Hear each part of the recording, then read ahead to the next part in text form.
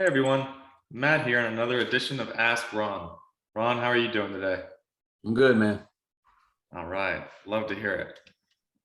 All right, we have a few questions today. The first one being from Mario in the British Columbia. Hi, Mario. Mario says, is it possible to reduce back taxes and lines on a property? If so, how do I do it? The property is in Georgia. I would have never heard of reducing back taxes, only future taxes. So I don't have the answer to that question, but I don't think you're going to like it when you do get it. Property taxes is the most powerful lien there is. They usually don't discount them. They don't play games with them. You don't remove them from properties. You just pay them. Yeah. All right. Next one we have is from Chantal in Tennessee. Chantal. Chantal says, hey Ron, do you know of any Ron's Way attorneys in Murfreesboro, Tennessee? No, I don't, but they're not going to be difficult for you to find. We've answered this question on here many, many times. So we'll do it again just for you, Chantel. The first thing you should do is start asking any investors and or realtors that are investor friendly who they use. You can even ask title companies. All title companies deal with real estate closing attorneys. They all know them. And you're going to have to order a title search anyway. So some people order the title search through the title company and you just ask them. And sometimes the attorneys work for the title companies and they can still work for you and represent you. And then if all else fails, there's always Google real estate closing attorneys in Murfreesboro, Tennessee. And here come a list of them. Just start calling them and ask them if that's what they do and if they're okay with your terms deals, if that's what you're going to do. Not hard to find them. They're all over the place. That is for sure. All right. Moving on down the line, we have Michael in Ohio. Michael in Ohio. Michael says, hi Ron, I understand needing an attorney to close all deals. Is an attorney needed to get the deed for properties being sold for tax deed? No, absolutely not. However, if you're buying a property on a tax deed sale, you must know that you're probably going to have to file a quiet title suit to clear up the title. That will require an attorney. So you might want to get a professional opinion on that, because when properties are sold on a tax deed sale, the seller can always come back and claim they weren't notified or whatever and try to overturn that sale. And I've seen that happen. So you got to file a quiet title suit, which is kind of like a foreclosure, which says, hear ye, if you have any interest in this property, come forward. It's been sold on tax deed sale, blah, blah, blah. And that's going to take maybe 3 months or so. And I don't know how many dollars, but you should check that out before you go and bid on a tax deed sale property. Nice. That's great advice from Michael. All right. The next one we have is from Dianna, and she does no state given. But Dianna says, hey, Ron, can you tell me, what do I need to do to be ready to go out and start getting houses? Start getting what? Getting houses.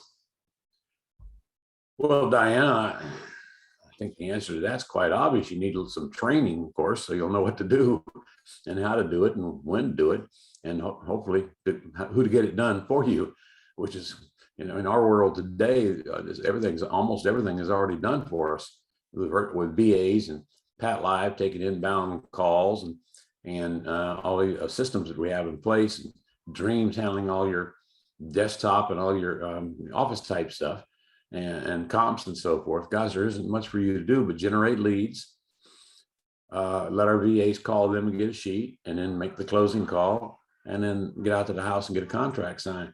Selling houses is really easy today. In fact, you'll have fun doing that because you'll be bombarded with sellers on terms. But you need to get to our Quick Start School, which, by the way, the next one is in Raleigh next month. And go to our website and check it out, because honestly, without that, you're going to have a hard time figuring out what to do, how to do it, where to do it, and then your chances diminish rapidly of ever really getting any deals done. I mean, what business can you go into without getting trained on that business first? Some people try that, and guess what happens? Most of them fail. The same here. Training first, followed by implementation. In our case, the training and the implementation go hand in hand, because you're going to be implementing even before you get to the training once you get registered. That's right. And Ron, you mentioned it. The next Quick Start event is going to be in Raleigh, North Carolina, May 17th through the 20th. By the way, Matt, I don't sound normal today. I've been fighting off this head cold thing this is the 8th day now. Oh, geez. Yeah, but I'm just going, and yes, I've been tested negative for COVID, so don't even ask. No COVID. Yeah. Glad to hear it. All right. Our next question is from Rob up in New Jersey. Hey, Rob. Rob says, I have a property that is a buy level and the owner wants to give me the property subject to the loan for $272,000. The payment is $2,017.94 PITA, and it's worth about $400,000, but needs $100,000 or more of work into it. The owner's ex-wife has to go into a nursing home, and the house is late on 2 payments, which equals out to about $4,000. What is my best course of action, subject to or lease option? Unless Your there's best another course way of to action is to deal. get a purchase and sale agreement signed immediately, Rob. What the hell are you talking about? Giving you $200,000 worth of equity. Get out of here, man. What are you looking for? I don't care if it needs 100 to work. Doesn't mean you have to do the work. Get a purchase and sale agreement in the hands of the sellers. Get it signed now. All right. And then there's so many exit strategies on that property. I'd sell it as is to somebody. I'll bet you can put that property on the market for at least $275,000 as is, and somebody will come in and snap it up. That's 75 grand minus the rearage of the payments in your pocket, man. Get it under contract quickly.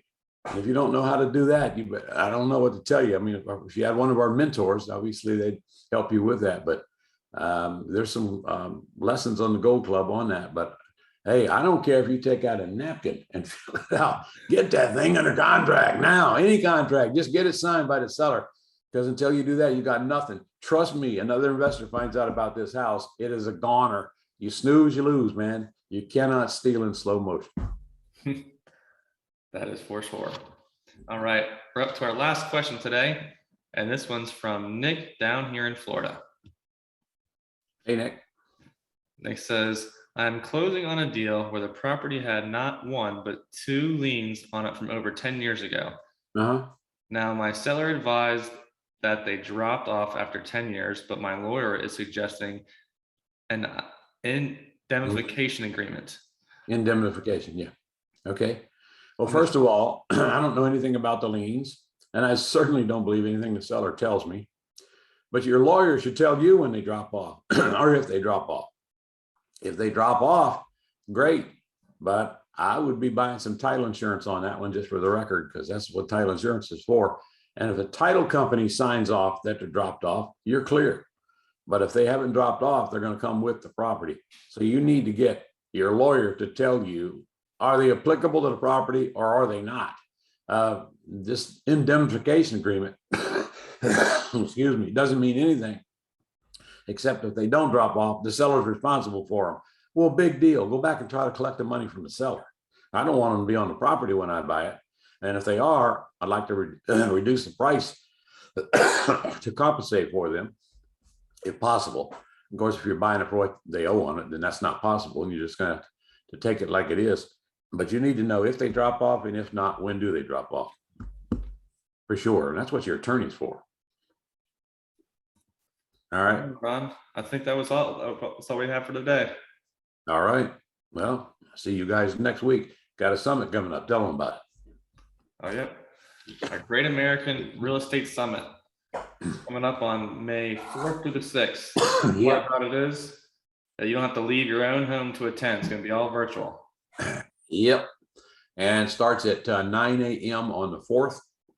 We got a lot of, I'll be talking a good part of that day, going through step by step of the terms business.